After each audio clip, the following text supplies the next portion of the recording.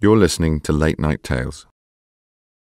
And now, the final part of the four-part story Lost for Words, The Ghost of Arthur Rambo. Written and read by me, Paul Morley. At night, just after 12, no one to be heard, surrounded by space, a void not yet filled with words, as if the world does not exist or needs urgent rediscovering. Wondering how best to get inside his mind, and therefore inside the mind of the reader. Thinking of this madness, and the ghostly words that inspire such madness, where words can send you. There in front of him, and therefore right inside him, there came the ghost. The pale, blank, black-fingered host, the son of a ghost, dead to the world, deadly intact, gliding noiselessly, motionless whirlwind, there, not there, cursing and spitting, half-closed eyes, pig-headed pride, bitter mouth, coated tongue, torn pockets, flea-ridden jacket, skewed necktie, tears of milk. A left hand of darkness, delinquent, saint, king, slave, god, worm. Eagle chained to a rock, bad seed with a golden spleen, cocky, needy, beast-shaped bum. High-minded lowlife, blue-eyed babe in the woods, born with his eyes open, the squatting child, transcendent adolescent, lord of puberty, teenage tyrant, bumpkin sadist, Peter Pan and feral, boy with a pipe, extraordinary boy in extraordinary times, destroy all imbeciles, dazzled eyes, tortured heart, azure snot, legs akimbo, prominent groin, heartless genius, divine pervert, incandescent anti-hero, impudent vagabond, pirouetting spite, spewing braggart, posing misfit, ruthless malice, orgasm addict, penniless rogue, great criminal, stampeding barbarian, shagged-out shaman, the perfect anarchist, bathed in radiance, limbs of iron, sulky, slutty, sickly, sticky, seer, sage at 17, grey-haired, legless and exquisite corpse at 37, bathing in the poem of the sea. A magic ring of bone, the black muck of March, the doors of perception, the radiant sin, the tenacious gland, the beautiful madness, the candour of his odour, thief of the night, despicable reputation, excess of existence, the crystal sweetness, the lack of tact, the queer couple, tempers frayed, the great sick, the green-eyed devil born of absinthe, claws bared, shining with 1,000 rays, 144 proof, Camden Town scuffles, bedbugs, lice and fleas, furious tongues, partners in crime, the slow-moving shadow at the base of the belly, the anus of Verlaine, the prick of a needle, semen agent, coming of age, moist with love, rubbed up the wrong way,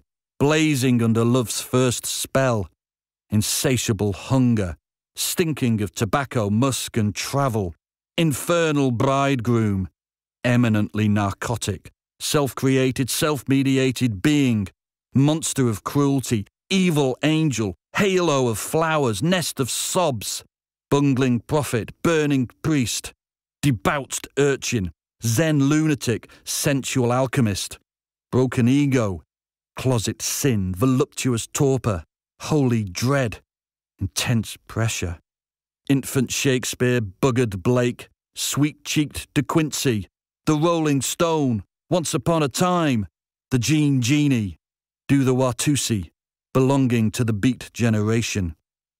From the spit gaze and purity of Poe-faced hero Baudelaire into the loud-mouthed New York arms of the Voidoids, Horses, and Little Johnny Jewel, the greatest show in town. An eternity of damnation. An infinity of delight, saviour of the human race. Lost in translation, the last poet, the post-poet, self-improving, self-destroying, pure dynamite, animal spunk, beautiful liar, fabulous opera, circus freak, gobby bandit, nimble cabalist, noble ambitions, bleeding meat, city scumbag swelling cult, ready for the kill, tongue-in-cheek, myth-making mule, oh sweetness! Blue wine and vomit in a pool of filthy blood, the purple perfumes of the polar sun, God snoozing through holocausts, shattering kneecaps on splinters of truth, the proving ground of the spirit, comatose ecstasy gradually subsiding, beating death to death just shy of 20, burying the dead in his belly, a cult hooligan, torn romantic, on the road, tramper of the highway, walking away from madness with supernatural powers, escaping the physical fog of personal remorse, mired in the ashes of thought, lighter than a cork, adept at simple hallucination. No more words, nothing more to be said.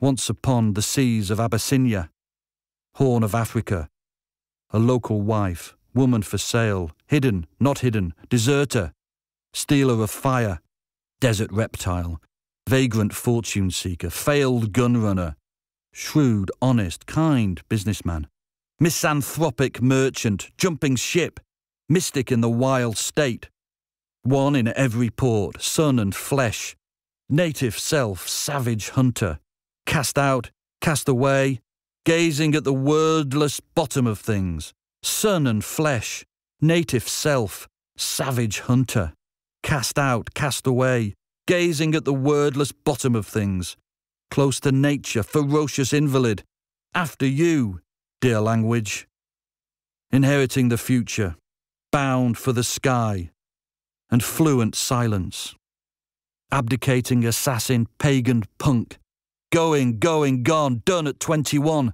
non-existent, down the hole of no return, called to order, that's all that can be said, but, marching to the beat of his own drum, the servant of Allah, with Jesus Christ as a father-in-law, believing in all enchantments, the shock of ice against the stars, arriving at the unknown, left with nothing but an idea of himself, coffin comfort, death as a melody he could hear, bringing an end to everything. No more then. All of this because of words, made up of words, made real because of words which change everything. And at night, after 12, where there is no present, the ghost of Arthur Rimbaud announces himself. Eyes flame, blood sings, skin boils, and out of his mouth spurts angels and demons and deserts and volcanoes and light and hell and virgins and phantoms and blood and drunks and knives and foam and future.